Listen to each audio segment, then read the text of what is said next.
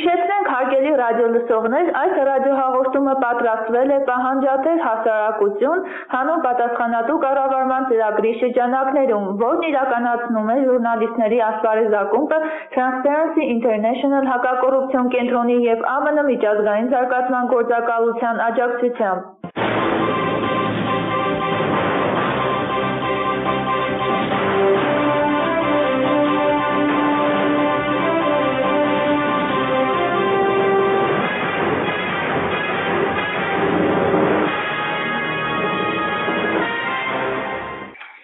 Բարև ձեզ, ասպարեզ հանրային ռադիոյի զրուցակիցը տնտեսագետ Սամսոն Դավոյանն է։ Բարև ձեզ, պարոն Դավոյան։ Պարոն Դավոյան, բազմաթիվ քաղաքացիների հուզում է այն հարցը, թե այս տարի եվրոյի, ինչպես նաև դոլարի հետ կապված կանխատեսումները ինչպիսին են։ Սպասվում է իջեցում, թե բարձրացում, ու նաև խոսքը մեր ազգային դրամի մասին է, արդյոք այն այս տարի արժե զրկվելու է։ Օբյեկտիվ և սուբյեկտիվ գործոնային է կախված, ասենք ինչպես տնտեսական, քաղաքական, կառուցվածքային և այլ տարբեր գործոնային, ասենք պարզապես տարվա կտրվածքով չգնի, բայց մի բան հաստատ կարելի ասել, որ ասենք դոլարը ավելի կայուն արտարժույթ է, քան ասենք եվրոն։ Ինչի համար, որտեղ դոլարի այսպես ասած մենաշնորհը էմիսիան պատկանում է տեսության, իսկ եվրոն 27 երկրի մեջ ներառում և հաստատական այդպեսնի Բրիտանիայի եվրոմիության կազմից դուրս գալը, որ բացական ազդեցություն ունեցավ ինչպես, ասենք ավստրիական, բրիտանական ֆունտ ստերլինգի կուրսի, այնպես էլ եվրոմիության եվրոյի փոխարժեքի վրա դոլարի նկատմամբ։ Երկուսն խիստ նվազեցին, գիտեք, ասենք եվրոն հասել է մինչև շուրջ 1.5, դոլարի ֆունտը հասել է նեղ $2 մոտավորապես 1.22-24 շրջանակներում ֆունտն է գտնվում, 2.05 եվրոն է գտնվում, այսպես ասած փոխարժեքները այդ երկու արժեքների նվազել են։ Կանխատեսումները ընդհանուր առմամբ, որը ասենք ընդհանուր առմամբ, ես ասեցի ավելի առավել կայուն է դոլարը, քան ասենք մյուս փոխարժեքները։ Հիմնական բացատրությունն է, որ ամենախոշոր ցուցիչներից ներկայացնում Ամերիկայի Միացյալ Նահանգները և մի պետության կողմից է կարգավորվում, այսպես ասած դոլարի բոլոր գործառույթները։ Դա վերաբերում է փոխարժեքին, դա վերաբերում է արտաքին պաունդների, ինչպիսին են և մյուս բոլոր դոլարի նկատմամբ գործառույթները, որ իրականացում են միջազգային առևտրում և այլ ոլորտներում։ Պարոն Դավոյան, իսկ դրամի մասին ինչ կասեք։ Դրամի մասին կարող եմ ասել, որ դրամ հավաքական կայուն է ինչ համար, որտեղ մեր արտաքին պաունդները, որոնք ասենք ժամանակավորներ ոնտեղած է ֆինանսական միջազգային կառույցների կողմից, համաշխարհային բանկերից, այդ ժամանակավորներին բավարարում է և առայժմ գոնե առաջիկա ամիսների ոչինչ չի սպառնում, որ հանկարծ փոխարժեքը միանգամից ստանդարտներ տա։ Առայժմ գոնե առաջիկա ամիսներին նա կայուն կուրս կունենա, այսինքն դու կարող ես ասենք 4-5 դրամի մյուս կամ մյուս փոխարժեքը փոխվի, բայց ընդհանուր առմամբ կայուն կմնա առաջիկա ամիսների ընթացքում։ Լավ։ Պարոն Դավոյան, վերջերս ՍՊԵԿ նախագահ Վարդան Հարությունյանն հայտարարեց, որ Հայաստանի խոշոր հարկատուներից կեսից ավելին ստվերային հսկայական շրջանառություն ունեն։ Այդ պատճառով տարեկան մեր պետբյուջե չի վճարվում 42.5 միլիարդ դրամից ավել գումար։ Ըստ այդ պաշտոնյայի 521 խոշոր հարկ վճարողներից 296-ի մոտ ստվերը մոտ 50% է կազմում։ Հիմա ձեր կարծիքով արդյունաբերություն չունեցող երկրի պայմաններում ոնց կարելի է նման բան թույլ տալ եւ ոչ կառույցն է պատասխանատու։ Ակածների մեջ հակասություններ կա, որովհետեւ ասենք մեր բյուջեի մուտքերը տարեկան 1 տրիլիոնից ավել են, հասկանում հարցային եկամուտների մասին է։ Իսկ դուք ասած 42 միլիարդ, 42 միլիարդը մոտավորապես կազմում է 4%։ Մեր խոշոր հարկատուները հարկային մուտքերը դա ավելի Դե իսկ խոսքով 42 միլիարդ դրամ։ Եթե դուք ասում որ ծրերը կազմում է մոտ 50%, դրանց չարժանացում կա, քրերը իրար չեն համաձայն։ Բայց մի բան կարող եմ ասել, որ բոլոր երկրները, աշխարհի բոլոր զարգացած սկանդինավյան երկրները, եվրոմիկան, բոլորի մոտում սրան տնտեսություն կա, որը չափերն է փոքր։ Այսինքն օրինակ Ամերիկայի ներկայացնողը 10-22% Հայաստանում կարծես գնահատումներ կան 30-40%։ Բայց մի բան պարզ է, որ իրոք ակցիայի հիմնական պատճառը փոքր ընկերություններն են։ Օրինակ Եվրոպական զարգացման վերակառուցման բանկի ծրագրերով էքսպերտները մոտավորապես հազար մտքերի մասով կազմում է, ասենք, պետք է լինի հազարին բեռը 40%-ի մոտ, այսինքն հազարին մտքեր հնարավորությունը, բայց այնոց 22-23% չի անցնա։ Այսինքն մնացածը սվերն է։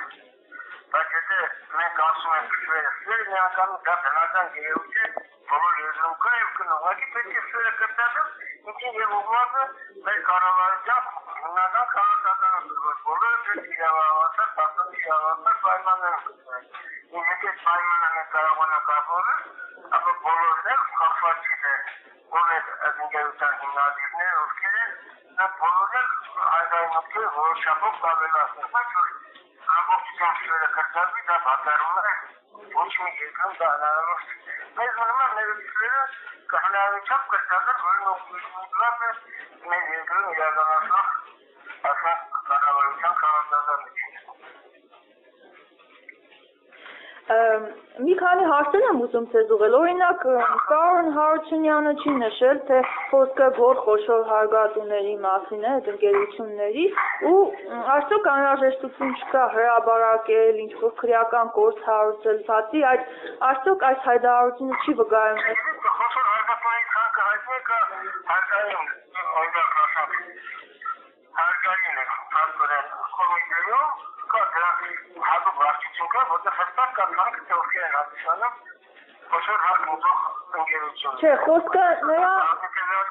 միշտ կարելի է մտնել կայքը և նայել, թե ովքեր են խոշոր հարգատու։ Չէ, ինքը որ ասում է 521 խոշոր հարկ վճարողներից 296-ի մոտ տվերը 50% է կազմում, այդ դրանց մասին է խոսքը, ովքեր են այդ։ Կրիպիտ բավական մոտ 60% է կազմում։ Ունի ասենք ինչ տարբերություն է 60% եկազեք իմանտան որ է։ Ունի կարևորը որ ինչի քաղաքականություն կիրառվի, որպեսզի դրա հնարավորությամբ կրճատվի։ Որին և միգրացիա կառավարության քաղաքականություն։ Որովհետև բանակի համար 1000 դրամ են հավաքում բանակի կարիքները լուծելու համար։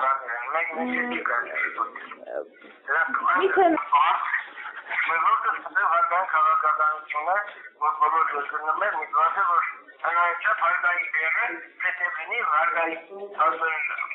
ասական մոտքերը հնարավորությամբ մեկ լինի։ Այսինքն հարգային արտադրությունը արդյունավետ իրականացում։ Որին և դրդում են մեջբեցացած իրականացում քաղաքացի։ Ինչքանով դա կատարվում, ինչքանով մեր քարտողներն արդյունավետ կազմեն, դա ցույց կտա ապագան մոտ 1-2 տարի։ Պարոն Դավոյան, ուղղակի նայեք, հիմա մենք բազմաթիվ կարիքներ ունենք հոգալու։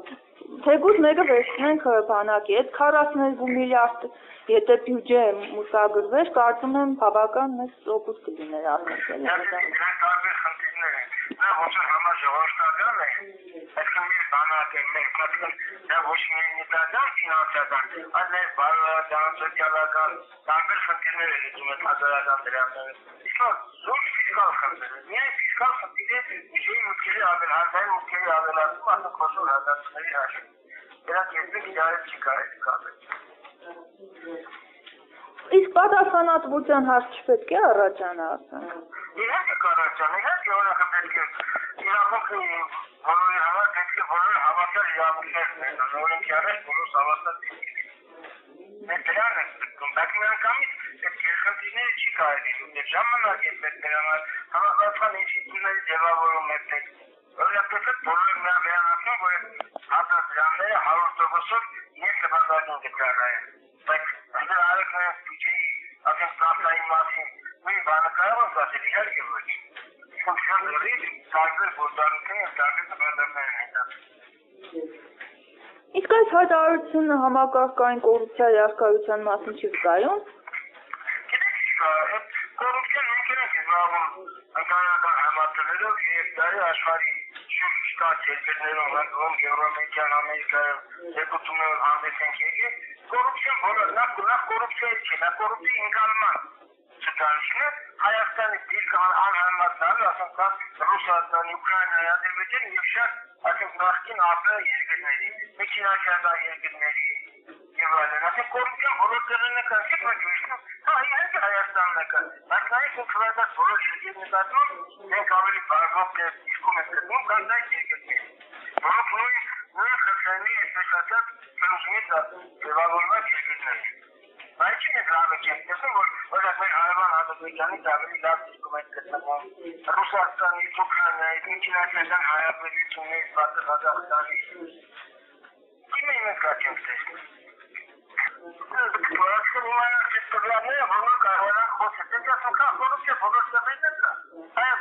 Հայաստանում կրճատում է, դա վկայում է, ասենք Transparency International-ի ամեն տարի հայաբարավոր ծրագրերը, որ կոռուպցիայի ընկալման համակարգում Հայաստանն անընդհատ առաջ է գնում, այսինքն կոռուպցիայի չափերը նվազում են։ Մյուս երկրների համեմատ է այդ։ Հարգելի ռադիոլսողներ, հիշեցնենք այսօր ասպարեզ հանրային ռադիոյի զրուցակիցը տնտեսագետ Սամսոն Տավոյանն էր։ Հարցազրույցը վարեց Անահիտ Սիմոնյանը, ցտեսություն կհանդիպենք հաջորդ